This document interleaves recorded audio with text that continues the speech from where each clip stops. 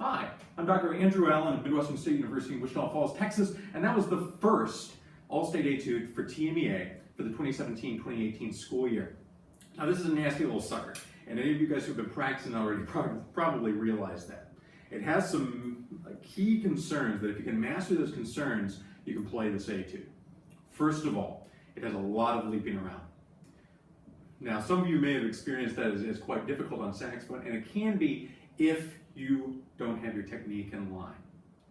Principally, the thing you need to worry about, you need to have your hands relaxed. I see a lot of people when they're trying to execute a passage like this, you see their fingers flying all over the place. I'm thinking particularly of the first line, the last two bars, or anywhere else in this piece where you have leaps of more than an octave. I see a lot of this when I teach people these etudes. What you need to focus on, you need to go slow with the metronome in small chunks. That's going to be my advice for all of these etudes from the get-go. But you need to get yourself in front of a mirror.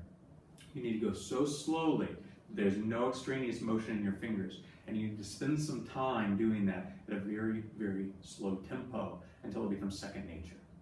There's no way on earth that when you speed this up, if your fingers are flying all over the place, that you're ever going to be able to play this accurately. Okay?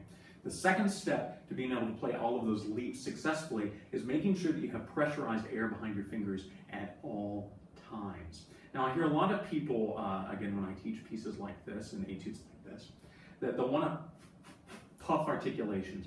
You absolutely can't do that in general. If you try to do it here, you will never be successful. So you need to do what I call blowhole notes throughout the entirety of the piece, and let your tongue and your fingers do the work. Now, breathing is very important in this piece. Maybe you liked the breaths that I took, maybe you didn't, but you need to plan yours in advance. Mark them and practice them. Again, without that, you will have a hard time on this. With it, you get a much better shot at playing this perfectly. A few other things to think about through this piece. There's a lot of chromaticism. So if you aren't already familiar with your chromatic scale, go ahead and just start workshopping it. Start playing it on different notes, different starting and ending points. Play it up, play it down, and you'll have a lot of the other resources that you need to play this etude. Now, if you're not familiar with it, make sure that you know some of your chromatic fingerings, especially chromatic F sharp, which if you can't see it, it's an F, and you're going to reach back with your third finger, and you're going to land on a little key back there. It makes it much easier to go from F to F sharp rather than trying to flip. You'll need that side key. You'll need that alternate fingering a lot in this etude. Another thing to consider are your articulations, especially your staccato articulations. I hear a lot of people when they play something like this that when they speed it up, their articulations get very brittle, very dry, very dead.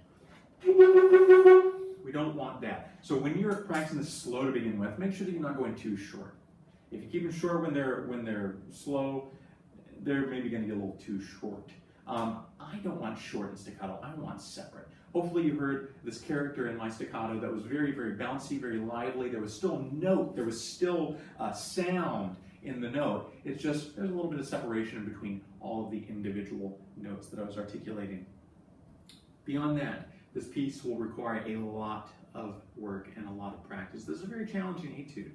But again, your keys to success: go slow, in small chunks. Make sure that your hands and arms are relaxed. Make sure there's no extraneous motion in your fingers.